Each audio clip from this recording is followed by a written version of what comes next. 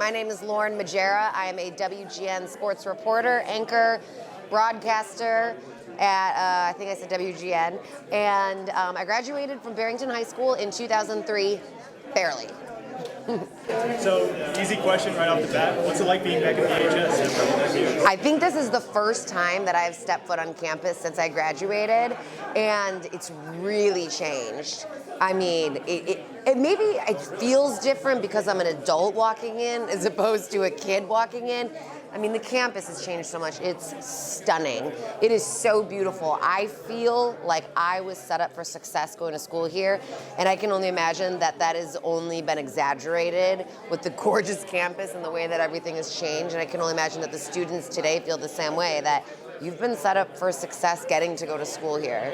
Is there anything specifically that, seriously, surprised you when you walked into the first time? This video board. I mean, some of the technology, I remember when I went to school here, it was all black and white pictures and just kind of, people up on the wall that you didn't know who they were, you didn't know anything about them. It was just their picture and their name, and I never thought to ask, and I never thought to care.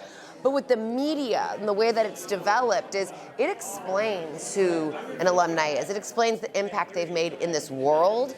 It explains the changes that they've made, the accolades that they've earned.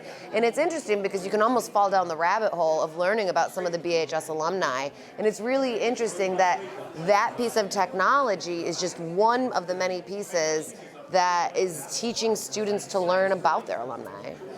What would you say, as a journalist, is the one piece of advice that you would offer current VHS students who want to pursue a career? If you want to pursue journalism, you can't be drawn by the coolness of it. You can't just want to be on TV or have your name in a newspaper or have a billion followers on Twitter. You have to have such a raw passion to be a storyteller that has to be the only thing that is driving you to continuously do your job. Because I promise you, the coolness of it will wear off. And if you don't have that raw passion to tell stories, to be a credible journalist that leads their career due to integrity, you're gonna burn out, you're gonna run out of steam, and you just have to really base your entire career on credibility and integrity. Is there anything that you've learned from mentors of your own that you wish you would have known early on in your career? I didn't really have mentors early on in my career. I was more of a trailblazer in my career early on. I sort of had to learn lessons the hard way and pick myself back up and learn how to do it a different way and find success sort of on my own. I have found a lot of reward in being a mentor to younger female journalists.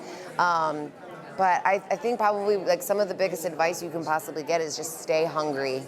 Stay hungry, follow your favorite beat writers on Twitter, follow up with them, ask them to look at your work, take every internship that you possibly can, because even if it's an internship you don't want, you never know who you're gonna meet, who you're gonna rub elbows with, what kind of connections and network you're gonna make. Just be hungry for opportunity.